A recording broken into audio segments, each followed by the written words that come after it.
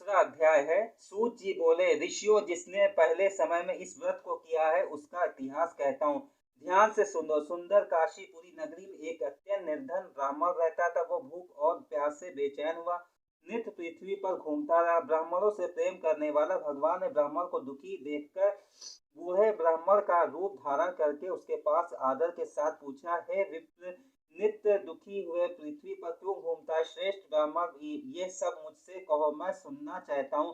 ब्राह्मण बोला, मैं निर्धन ब्राह्मण हूँ, भिक्षा के लिए पृथ्वी पर फिरता हूँ। हे भगवान, यदि आप इसका उपाय जानते हो तो कृपया इसका उपाय कहो। वृद्ध ब्राह्मण बोला कि सत्यनारायण भगवान मन वांछित फल देने वाले हैं, इसीलिए हे ब्राह्मण, तू उनकी पूजा कर, जिससे करने से मनुष्य सब दुखों से मुक्ति होता है। ब्राह्मण का व्रत का सारा विधान बताकर ब्राह्मण का रूप धारण करने वाले सत्यनारायण भगवान अर्धज्ञान हो गए। जिस व्रत का वृद्ध ब्राह्मण ने बताया, मैं उसको करूंगा, ये निश्चय करने पर उसे रात में नींद आई। वो सवेरे उठा, सत्यनारायण का व्रत का निश्चय कर भिक्षा के लिए चला गया। उस दिन उसको भिक्षा में बहुत धन मिला, जिससे बंधु बांधवों के साथ उसने सत्यनारायण का व्रत किया। इसके करने से वो सब दुखों से छुटकारा, अनेक प्रकार का संपत्तियों से युक्त हुआ। उस समय वो विप्र हर मास व्रत करने लगा। इस तरह सत्यनारायण भगवान के व्रत को जो करेगा वो सब पापों से छूटकर मोक्ष को प्राप्त होगा। आगे जो पृथ्वी पर सत्यनारायण का व्रत करेगा वो मनुष्य सब दुखों से छूट जाएगा। इस तरह नारद जी से न, नारायण का कहा कि ये व्रत मैंने तुमसे कहा है विप्रो, मैं अब आप क्या कहूँ? ऋषि बोले, हे मुनीश्वर, संसार में इस विप्र से सुनकर किस किस प्रकार से व्रत को किया जाए, हम सब सुनना चाहते हैं, इसके लिए हमारे मन में श्रद्धा है। सूत जी बोले, हे मुनियों, जिसने इस व्रत को किया है वो सब सुनो।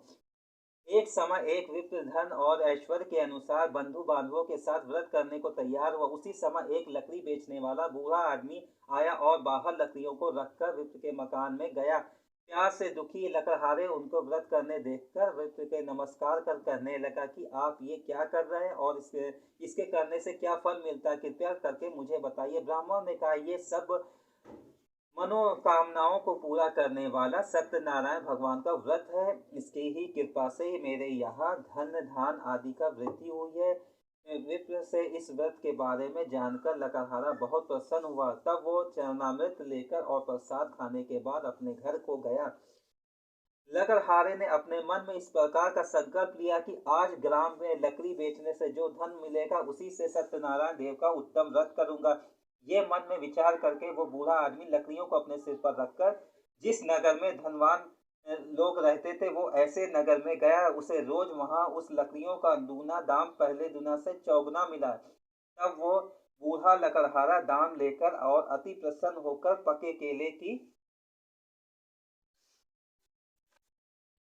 फली, शक्कर, घी, दुग्ध, दही और गेहूं का चून इत्यादि सत्यनारायण भगवान के व्रत को कुली सामग्री को लेकर अपने घर गया।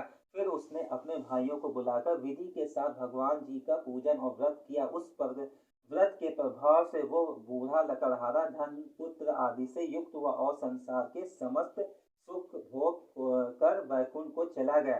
श्री सत्यनारायण व्रत कथा द्वितीय अध्याय संपूर्ण हुआ।